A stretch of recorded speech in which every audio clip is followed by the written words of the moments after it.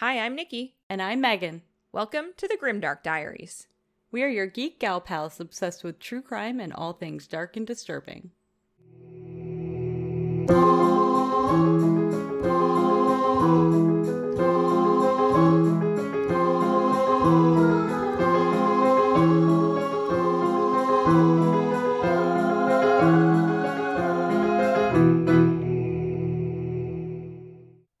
Hi, everybody. Welcome back to another episode. I feel like, Megan, we should do like a quick recap in case we have any new listeners that are like, yo, what's the Grimdark Diaries? Know what I mean? Yeah, sure. So for anyone that is tuning in for your first time, we are a true crime podcast. We take our cases very seriously, but we don't take ourselves very seriously. So we try and, have some laughs to ourselves about ourselves during it, We think we're funny. We think we're funny. Yeah. My mom says I'm cool. That's right. Yeah. So that's what we are. We roll a d20 every week, and that tells us a theme of the week, and then we have to scramble and find a true crime case that fits or possibly loosely fits that theme or just, has the word in it so that we're grasping at some sort of straw. That's right. We're very professional here. That's right. That's how we roll. That's how we roll. See what I did? Literally.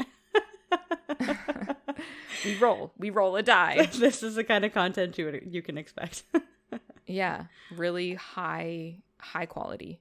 I think so. Yes, totally. Same. We're trying our best and it's free, so don't add us. Don't add us. Nice. Yes. Well, my category that I had for this week was work Schmerk. I struggled to find something for this. Did you? Well, because what am I supposed to search? Work Schmerk, obviously. Yeah, I did a lot of Googling. I reached the point where I almost texted you and was like, I need to roll a new category. Oh, no. I can't find anything yet. And then I had a thought. I had a light bulb moment, and then I found a story. So, oh, good. I'm glad. Yes. Awesome. Because I didn't get that text, so. No, you didn't get that text. Yeah. So, I mean, it involves somebody who works, so. That's all you need, right? I'm grasping at something. It's all good. So today we're going to learn about Joseph M. Harris. Joseph was born in prison in 1956 in Trenton, New Jersey. He was born in prison? I'm sorry. Yes. You started that off pretty strong.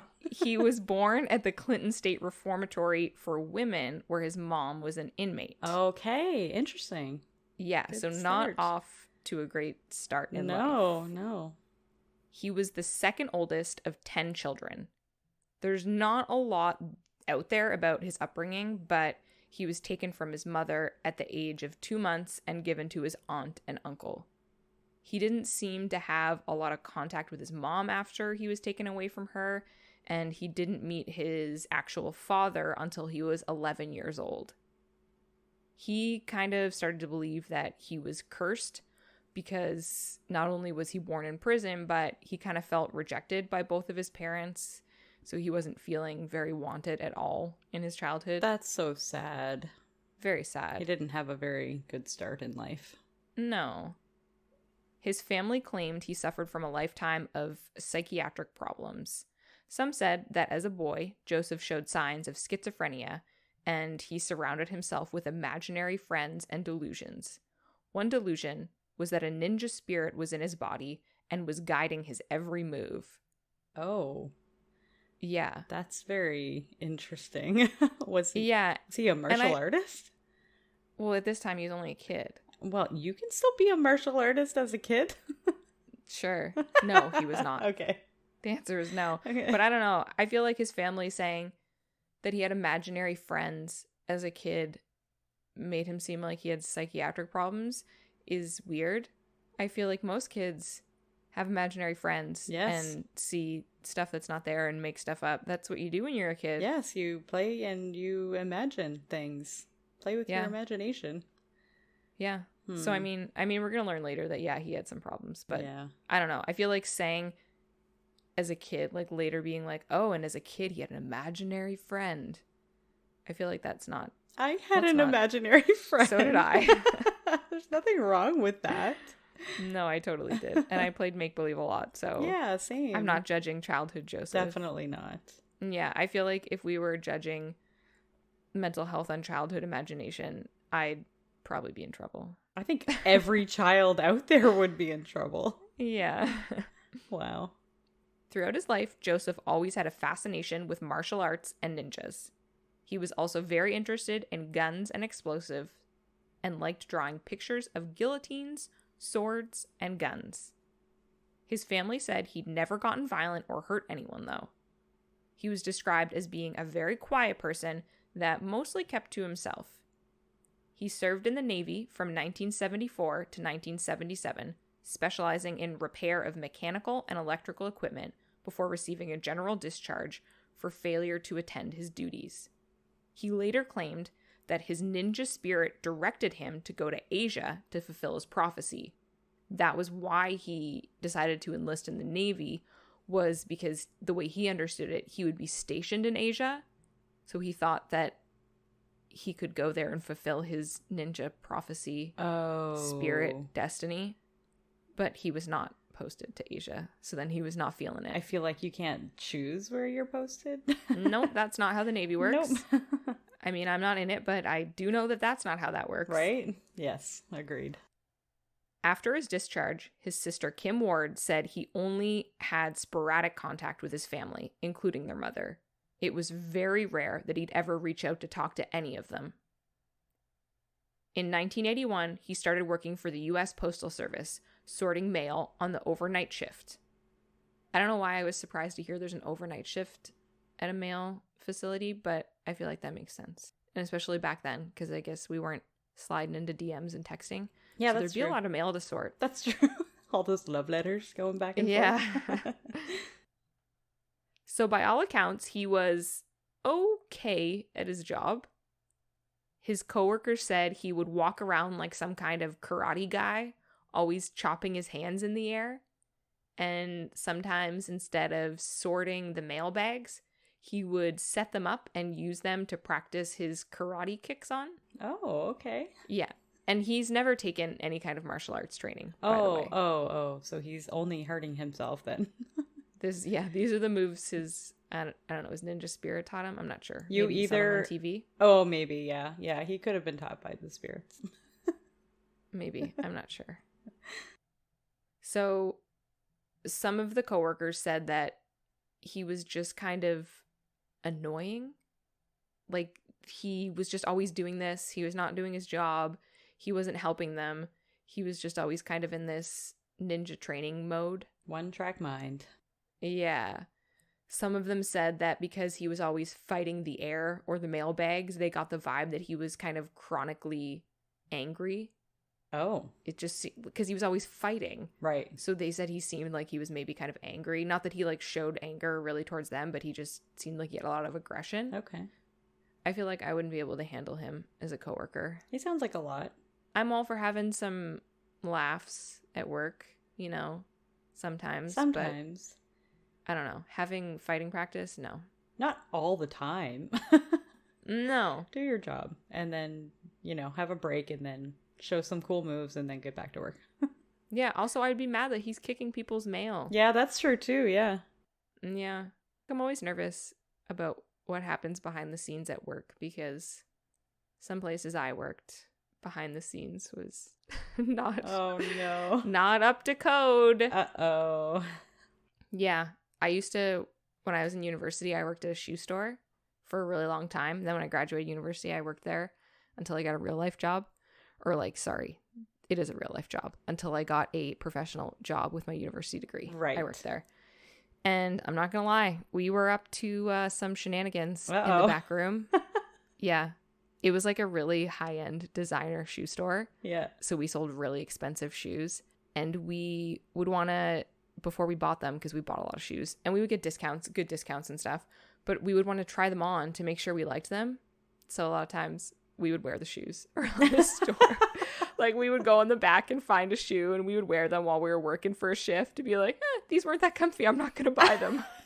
And then we would put them back in the stock shelves and we would sell them.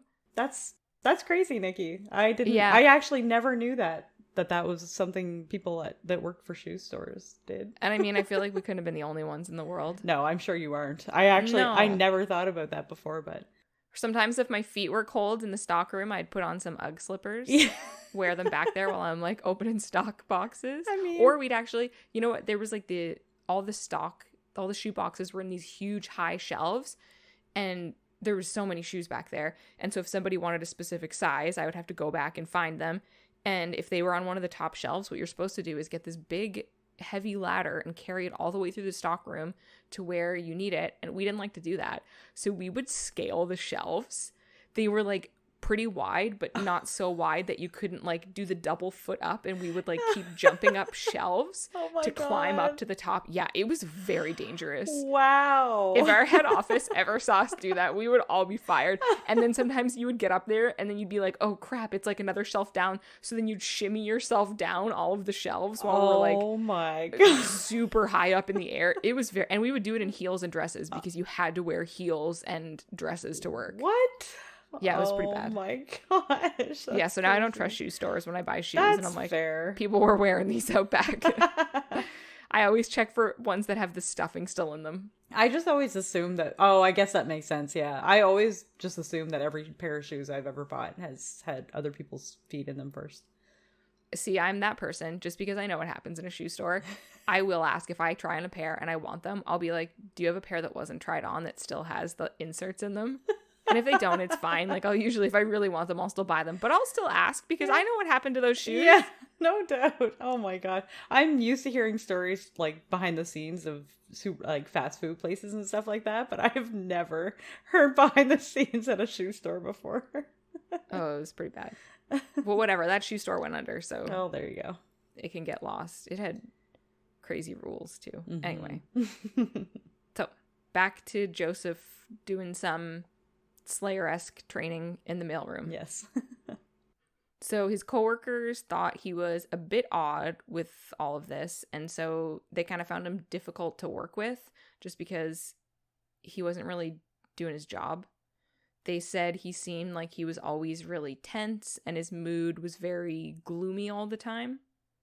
They also said he was really quiet, which I feel like makes the fighting practice weirder. Like, if he was really loud and charismatic, It might be like, oh, that's wild Joseph over there being eccentric. Right. But he was, like, silent and just punching and kicking the air in the mailbags. Yeah, I would be a little concerned about that. I'd be worried. Yeah. He did later claim to experience discrimination in the post office as an African American. So he said that's why he learned karate, because he believed that he needed to be able to defend himself. Oh, that's really sad. Yeah, he didn't say that to anyone while working there, though. It's something that came out after the fact in court. Right. It's still sad because it's systemic racism that has just been ingrained in his head. It is. And I didn't read any reports, like there was a lot of people that worked at this mail sorting facility, and I didn't read any reports of anyone experiencing that, so I'm not sure what the deal was there. Right. Or if he just kind of circled back to that in court. We'll learn things later. So 3 years after he started working there, he was reprimanded by postal officials for harassing coworkers. I couldn't find any details of the incident itself, but law officials did confirm there was a report of some sort made about him harassing someone. A pattern that his coworkers did notice with him was that he did not respond well to authority. He was very ill-tempered when it came to his superiors.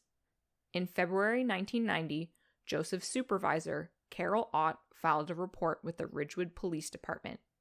In the report, she accused Joseph Harris of harassing her while on the job. The chief of police said that Carol never specified what type of harassment it was, but they knew it wasn't a sexual harassment. So I would make a guess that it was verbal or some kind of like intimidation, just because I feel like they confirmed it wasn't sexual, and I feel like if it was physical, it would have been a much bigger deal. Right. That makes sense. Yeah. When she filed the report, the police department asked if she wanted to file a formal criminal complaint against Joseph that could result in serious charges, but she declined to do so. She said before she did anything that serious, she wanted to consult a lawyer, but she never followed up with the police department about it again. Oh, okay. Well, that speaks volumes. Yeah, so it just kind of went away after that. She never came back, so the police just let it go. When other employees at the Postal Service were asked about any incidents they witnessed between Joseph and Carol, no one could recall anything that would have prompted her to file the report. Joseph's employees that shared the night shift with him said that he always had something against Carol, even though they never saw her treat him differently than the other employees. The two just seemed to rub each other the wrong way constantly. Early in 1990, some coworkers overheard Joseph telling Carol that he was going to get her. Uh-oh. Shortly after, yeah, not good. No. Shortly after Carol went to the police in February about Joseph, she also decided to escalate internally to have him reprimanded. She started a procedure which would require Joseph to submit a fitness for duty exam. The exam was a standard Postal Service procedure that involved both physical and psychological evaluations to assess if you're fit to carry out your duties. Joseph would need to be sent to a doctor for his evaluation before he could return to work. But in April 1990, he outright refused to have the exam. Oh. Yeah. But the workplace obviously went along with this. Yeah, it was it's an actual, standard exam in the Okay. Postal Service, so you can request to have it done for an employee. Okay. Yes. So the chief inspector for the Postal Service of New Jersey, Thomas F. Johnson, confirmed once Joseph refused, he was removed from the workplace and fired from his job that he held for the last 9 years. After his dismissal, there was no further contact with Joseph from any of the Postal Service employees, including his supervisor, Carol. Being fired did not sit well with Joseph. He already had a dislike for Carol, and then she was the one that put the wheels in motion to have this exam put in place. He should have just did it. He should have just did it. I feel like that kind of hurt him in the long run. Yeah. I mean, he may have had his reasons for doing it. Yeah. Who knows? Joseph didn't get a new job, and he spent his time alone in his apartment. On October 9th, 1991, 35-year-old Joseph Harris decided to make good on his promise to Carol that he would get her. He woke up just before midnight and put on black military fatigues, black combat boots, a black bulletproof vest, and a black silk ninja hood. He then armed himself with a .22 caliber handgun with a silencer, a 9mm Uzi machine gun, 3 hand grenades, some homemade ether bombs, and the ultimate ninja weapon, a 3-foot samurai sword. Whoa. Yeah, so he was locked and loaded. Yeah, sounds like it. How did he get these things? I have no idea. Oh, my lord. I mean, I know it is easier to buy weapons in the U.S., so I'm not sure. True. This was also 1991, so I bet it was even easier. Oh, yeah, more than definitely, for sure. Yeah. Before leaving his apartment, he set a trap on his front door with bombs, hoping to catch authorities in a surprise attack. What? Yeah. Whoa, that escalated quickly. Yeah. He then drove to the suburban home of his former supervisor, Carol Ott. He broke into the home, and since it was so late at night, found her in just a t-shirt. So it seemed like maybe she was just going to bed or heard something and got up from bed. Right. He used a samurai sword with a huge amount of force to slash into her left shoulder. Oh my gosh. He then continued to thrust the sword into her, which caused Carol to stagger backwards and fall to the floor. Holy smokes. Once she was down, he stepped over her lifeless body and quietly made his way downstairs to where Carol's live-in boyfriend, Cornelius Caston Jr., was watching TV. He hadn't heard any of the commotion upstairs. So Joseph crept up behind him, placed a gun to his right ear, and fired. Holy, oh my gosh. Yeah, poor guy. He would have had no idea that was coming. No, they said the way he found him, the TV was on, he was just sitting. Oh, and yeah. That's so sad. Yeah, they could tell that he didn't see it coming at all. Yeah. As horrific as this all was, it wasn't enough revenge for Joseph and how he was treated at the postal service. So just before 2 a.m., he drove to his former place of employment, the Ridgewood Post Office, and let himself in with an old key he had. I don't understand how he still had a key. I was just gonna ask I don't that. know. Oh my soul. I feel like the restrictions are maybe a lot tighter these days. But... Yeah, nobody fessed up as to why he had a key, or I don't know if there was like a spare key under a doormat there or something. I have no idea. There'd have to be some sort of internal inquiry about that. Yeah. Wow. Joseph knew that there would be people starting their shift soon, so he waited for them. Shortly after 2 a.m., Joseph M. Vanderpaw, 59, and Donald McNaught, 63, arrived for their shift. He forced them into a small room in the post office and shot them. Oh. Both died right there on the scene. Oh no. Then at 2:15 a.m., Marcelo Collado, a postal truck driver, arrived at the rear loading dock of the Ridgewood Post Office to make his usual scheduled delivery. The building was dark and the bay doors were closed, which was not the norm for his daily delivery. There should have been 2 mail handlers there at 2 a.m. to help facilitate the delivery. Marcelo entered the post office through the open basement door and was greeted by Joseph, looming in his all-black military clothes and ninja hood with a gas mask covering his face. A gas mask? Yeah. What? I think he was trying to look intimidating. Oh, I was going to say, unless he brought some sort of smoke bomb or something. He had ether bombs. I mean, I guess it's very possible he could have brought it for that reason. Joseph then fired his gun at Marcelo, but he managed to escape and he went directly to police to report what happened. Oh, thank God. I was worried. Yeah, if this truck driver hadn't been able to escape, you're going to hear that it would have been really bad. Like a complete massacre. Yes. Wow. 2 police officers arrived on scene and began to enter the post office through the same basement door, but Joseph chucked 2 pipe bombs at them, so they retreated to the parking lot and called for backup. Within minutes, the building was surrounded by officers. There would have been 30 employees showing up for a 3 a.m. shift. Oh my gosh. Which was his normal, that he worked the overnight shift. So Right. he knew that there would be 30 people showing up at 3 a.m. Oh my gosh, the fact that that's what he was hoping for. Yes. Holy. So police began stopping everyone and questioning them because people were still arriving for their shift. Right. So they would obviously stop them before they went in and then question them. Every employee that was supposed to start that shift was accounted for, except the supervisor, Carol Ott. Police dispatched officers to her home, where they found the gruesome scene that Joseph had left for them. At this point, the other mail handlers were able to tell police who the man inside the post office was. They went to his apartment around 3 a.m. and asked his landlord for the key, but she refused to give it to them without a search warrant. Yeah, that's fair. Yeah, and although it seems like it hindered the investigation, it actually ended up saving lives. Oh, because of at that point, right, they didn't know. Right, that's right. So they didn't know that Joseph had booby-trapped the apartment door, and the apartment was in a house. It sounded like it was a house kind of broken out into different apartments. Oh, okay.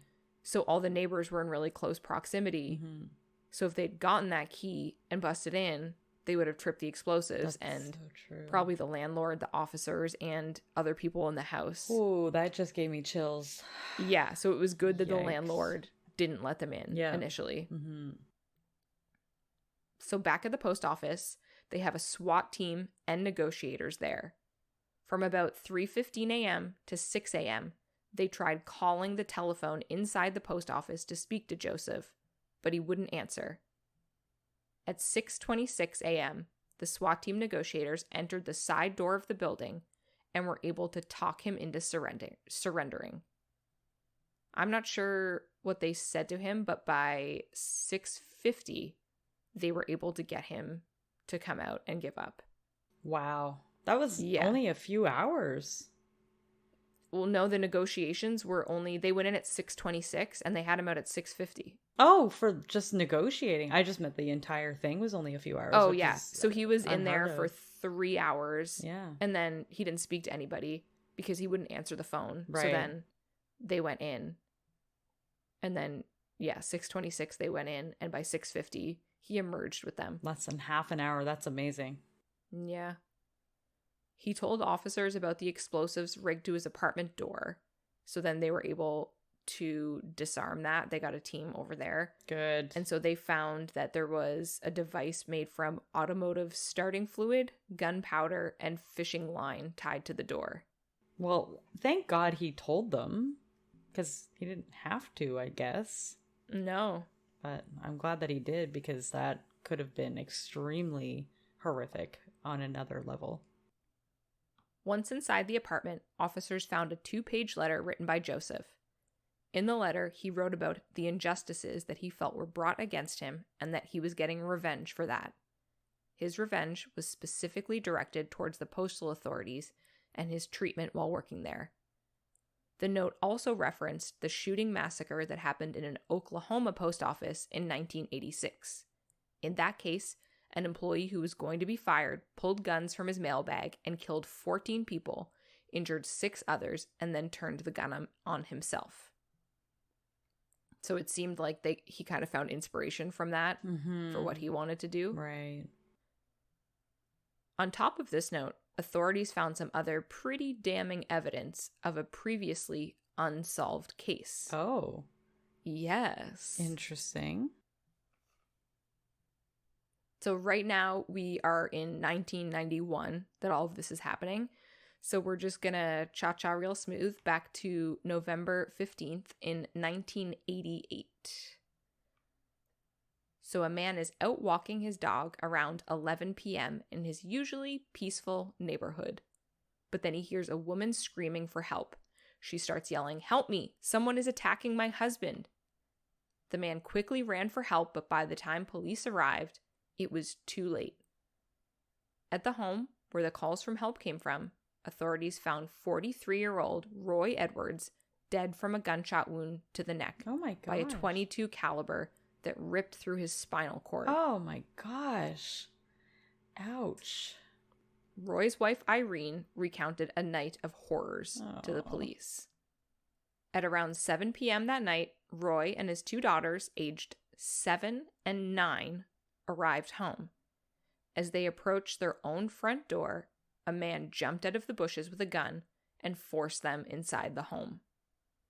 I hate reading stuff like that because your home is your safe place. Yes, it should be. And if you're on your front step, about to put your key in the door, then your guard is down, you're home, you're safe. So anytime I hear about people being ambushed in their own home, I don't like it. No, it stresses me out. No, same. I feel the exact same way. So the man that ambushed them was described as tall, wearing all black, including a black ninja hood with a face covering. About an hour after that, Mrs. Irene Edwards came home after a long day working as a nurse. As soon as she walked up to her front door, she knew something was wrong because the house was dark and quiet, but she knew that her husband and her 2 girls should have been home by now. Right. When she tried to open the front door, it was double locked from the inside, so she wasn't able to get in. She rang the doorbell, thinking her husband had just locked her out. Right. The door opened, and in the darkness, she could see a man in a ninja suit who quickly forced her inside at gunpoint. Oh my gosh. Yeah, so he took her upstairs where everyone else was, and they were all handcuffed upstairs. Oh no. Where did he get handcuffs from? Ugh, the story just gets worse. Oh, it's gonna. The Edwards family then endured a 4-hour nightmare of beatings, sexual assault of Irene and the 2 daughters, and then the fatal gunshot to Roy. So the ninja kept demanding money from them, and Irene had, I think it was like $700 in her purse or something. Right. And she gave him that, and they were like, we don't we don't have any more money here. Like, we just don't have it here. And he just kept like yelling and demanding it. And then Roy said he had some expensive coins downstairs. So that's when the ninja was like, okay, I'm going to take you downstairs. You show me where those are. Mm-hmm. And then Irene, who is a badass, her hands were handcuffed behind her back. So when they left the room, she went to the window and just smashed the window with her hands still behind her back. How? And that's when she yelled out to the people, to the guy walking his dog. Wow. That was like, my husband's going to be killed. Like, they're going to hurt my husband. So the ninja vanished before police arrived. When trying to locate a suspect, all they had to go on was the description of the tall man in a ninja suit, the handcuffs he'd used on the family because they were still there, the single bullet left in Roy, a flashlight, and some syringes. Syringes? Yeah, they found syringes there that he had left. Yeah, they just bagged it up and counted it as evidence. Right. They first thought money was likely the motive. Roy had been dealing rare gold coins at their home, but they weren't able to connect anyone to it, and the investigation just went cold, and the case remained unsolved. Okay. So they weren't able to link the evidence to really anything. Right. That was until they busted into Joseph Harris's apartment. So Roy was previously, before he was dealing in coins, he was an investment banker who ended up losing pretty much all of his clients' money. Oh, no. Yeah. Joseph had invested $10,000 with him, and Roy had lost it all. Okay. Motive is now clear. Knowing Roy's work history, I would guess that $10,000 was like his retirement, like his, nest egg. Yeah. Lump sum of money. Right. And he lost it all. That's gotta be super hard. Apparently Roy lost like literally everything. That's crazy. Yeah, his whole firm went under. Not a great investment banker. No, I don't know. I should Google what he was investing because now I'm curious. I think I read something about it, but they didn't say what it was. It was just something like kind of exotic and not very safe. Yeah. When police were doing the investigation into Roy's death, they knew he had a lot of disgruntled clients from when his investment firm failed, but there were so many of them that they never really investigated each one, and so Joseph was never a suspect. Like of course, all of the clients would have been pissed, and they just never kind of went that extra mile to investigate them all individually, because there was none that really stood out as being more mad than the other, and none of the evidence pointed to any of them, so they never really looked into them. That makes sense. They were probably all really mad. Yeah. I know I would be. Oh, I can't even. I would be devastated. Yeah. But when they searched Joseph's home, they found handcuffs, a flashlight, and syringes similar to the ones found in Edward's home. They also found newspaper articles on Roy's homicide and a letter written by Joseph talking about how Roy had lost all of his money. Okay. Yeah, so he had a lot of like notes and stuff written about Roy and losing his money and how mad he is, and just the whole thing about how he'd get him back kind of things. All the incriminating evidence. Yes. Don't keep that stuff. Throw that out. Right? I think we've said that multiple times on this Murderer podcast. 101. Yeah. Throw out incriminating evidence. But if you're not well mentally, then that's probably not something that's forefront in your mind. Especially if you're holding on and harboring that negative feeling and that, that just, you want to feed off of it to feed your anger so that you can do whatever it is that you want to do. Yeah. So with all of this evidence against Joseph, he was charged with Roy Edwards' murder. His attorney attempted an insanity defense and basically portrayed him as doomed ever since he was born in prison, and kind of just made it all about, he never stood a chance because of his childhood and stuff like that. They also really played into the whole him loving ninjas thing, and they said that Joseph believed a ninja spirit was in his body and was guiding his every move. But the jury didn't really go for any of that. So on May 28th, 1993, he was sentenced to death for the killing of Roy. Oh, to death. Yes. Okay. So now he's on death row, and now he's going to trial for the post office killings. Right. He was charged with 4 counts of murder, 2 of attempted murder, 2 of attempted kidnapping, and charges of possessing automatic weapons and explosives. Wow. As the charges were read in court, Joseph shook his head and smiled. He then blurted out, "It's wrong," and "I didn't shoot," before being ordered to be silent. Really, though? Yeah, I don't know why he yelled, "I didn't shoot." Yeah. He definitely shot. Right. And admitted to everything else, so... In this trial, he was also found guilty, and he received another death sentence, along with a sentence of 160 years in prison for all of the other crimes. Oh, man.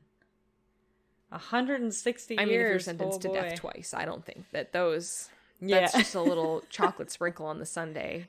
Exactly. Oh, I have hope. I might live. I might get out if I can live to be 100. His attorney tried to appeal his death sentence and brought his case to the state Supreme Court. They cited that he was not treated fairly because he was African American and that the sentence of death was too harsh for his crime, and had he been white, he wouldn't have gotten the death penalty.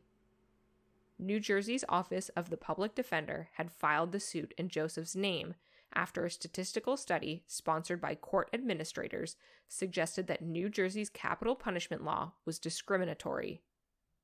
The hearing was set to go ahead, but 2 days before, on September 24th, 1996, Joseph suffered a stroke in his prison cell on death row. He was taken to Trenton Hospital to be treated, but 3 days after first collapsing in his cell, he passed away. Wow. Prison officials confirmed that there was no signs of foul play at all. Joseph had suffered from high blood pressure, and in recent weeks, he had refused to take prescribed medication for the condition that the prison had mandated him to take, but he wouldn't. That would do it. Right? So then it never went ahead. His appeal never went ahead. And I know how much you and I love a good judge mic drop. Mm-hmm. So I don't have a judge mic drop, but I have a pastor mic drop. Okay. I'm down for the pastor. Yeah. So at Joseph's funeral, which was attended by more than 100 people, the pastor put it bluntly and said, "He has a higher judge now." Nice. Yeah. I mean, if that was my family, I'd be kind of pissed if the pastor said that at his funeral. Fair enough, yeah. Yeah, that was a bold statement by that pastor. It was, you're right, but I definitely agree with it. And yeah, that's a tell us how you really feel moment exactly. for the pastor. Yeah, exactly. Well, I mean, if you're going to commit the crime, if you can't do the time because you're dead, then you're going to have to meet the judger. I mean, he was sentenced to death, so no time, just death. Yeah. Wow. That's a lot. I feel like, I don't know. Not that it wasn't fair for the family to see him suffer in prison and then go to death row. And then I don't know how they do the death penalty in that particular state, but maybe they were happy with it. Maybe they were not happy with it. I don't know. It depends on if they believe in the death penalty. Right. Or not. That's right. Yeah. That makes a big difference too. Yeah. Well, I think we've already talked about this, that we are both kind of yay or nay on the death penalty. I'm gray area. It is a gray area. I think it's dependent. Honestly, if it's crimes against children, I'm way more yay. Yeah. For the death penalty. I also know karma is a good judger too. And karma comes back at them if they don't get the sentencing or whatever they're sentenced with is not sufficient, then karma can kind of take control as well. Yeah, we hope. Mm-hmm. Exactly. Okay, I got a thing.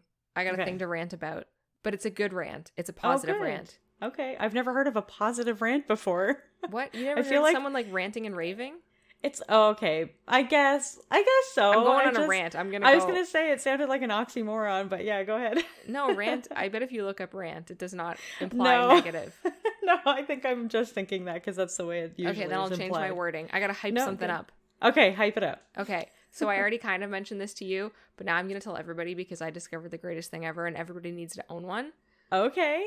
So I got this thing called a rocket book. Oh yeah.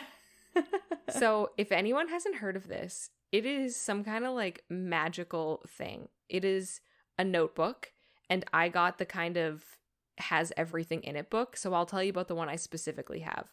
So in this notebook that I have, there's like a section with a calendar, and there's a section with like individual weeks, and then there's like task list pages that have like a template and project list templates. And then there's like 20 bullet journal pages, and then there's like 20 lined pages. And the pages kind of feel like the equivalent of like a graphic novel almost, or like a magazine. You know, they're kind of a little shiny. You know how normal paper has that kind of matte feel to it. But then these kind of have a little slicker feel, almost like a magazine. And then you buy these specific pens, and the pens are not expensive. They're just a normal pen. It's a nice pen. And you write in this notebook whatever you want to write in it. Yeah. And then there's an app that goes with it, and you like take a picture of the page through this app, and it takes what you made, whatever you wrote, and it saves a picture of exactly what you wrote, but then it also transcribes it into docs. So your writing then gets transcribed into like a Word doc, and then it also saves a PDF version. That blows my mind a little bit. It is blowing my mind. And then the absolute greatest part is that it's erasable.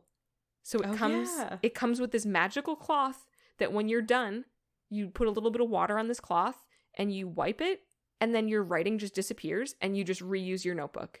That's amazing. How well does it erase? Amazingly. Like you would never know that you wrote on it. Really? Yes. I've been using it now. I got it at the 1st of May, and right now we're 3 weeks into May. Mm-hmm. So I've been using it for 3 weeks, and I use it every week, and it's magical. And you can leave like I'll write out I like to do meal planning. So I'll write out kind of like a menu for the week, and it'll stay in the book all week. I'll take a picture of it, and sometimes I just leave it there because I'm lazy, because I don't have to write another one until the next week. Right. And then even though it's sat there all week, it still just erases.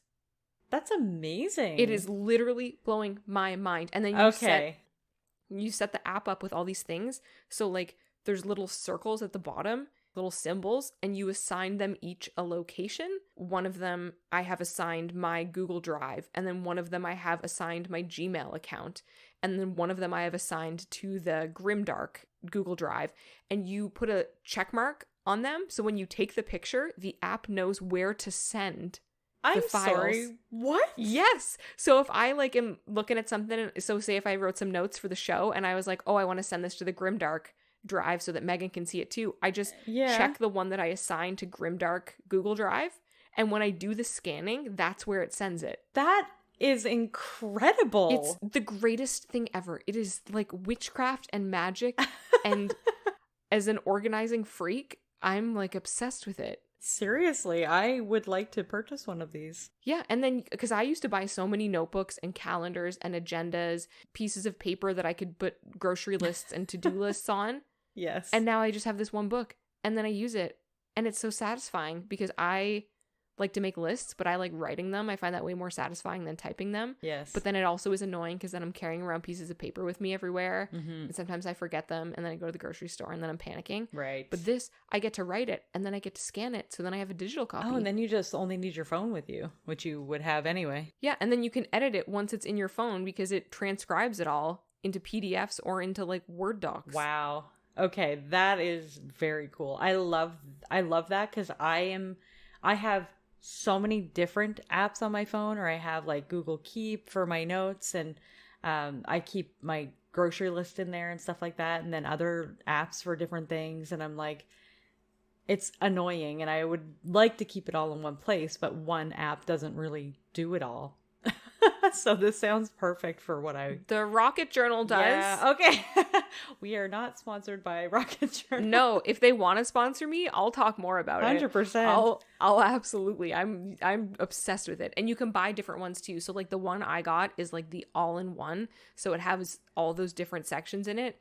And it was like, I got it on Amazon Prime and it wasn't expensive. It was like under $50. Wow. And it's reusable. Like you use it forever. Okay. And it came with the pen and everything. Perfect. That's awesome.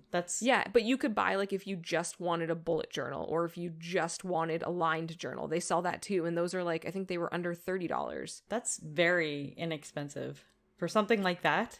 That's that intuitive. And I was very smart. surprised. Yeah. It sounds like it's something that would be like hundreds of dollars. You would think. That's why everyone has to get one now before they realize their worth and they jack up the price.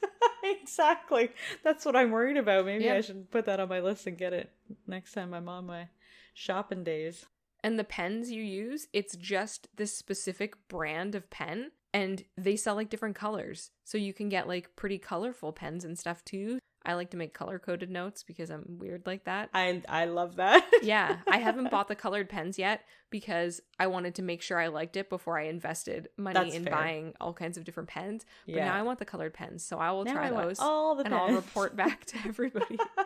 I'll be honest, I was looking at those for your birthday. I didn't get them for you, by the way. I'm sorry. Because I didn't hear anything about it because you told me you were getting it. Yeah, I was testing it out. I had to make sure I liked it before I went on a rant rave. And I hadn't heard anything, so I wasn't sure if you liked it. So I'm like, well, maybe she probably already has them if she likes them, but if not, then I don't want to get them for her. No, I'm super obsessed. If she doesn't like it.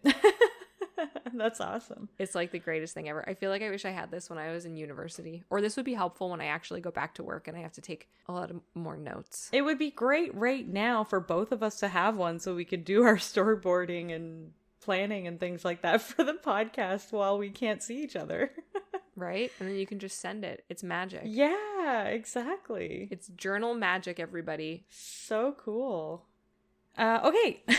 Sorry, I'm like, how do we end it again? I forgot, it's been so long. So, my turn to roll, right? It is. Don't blow it on your roll. Listen, I already blew it before we started.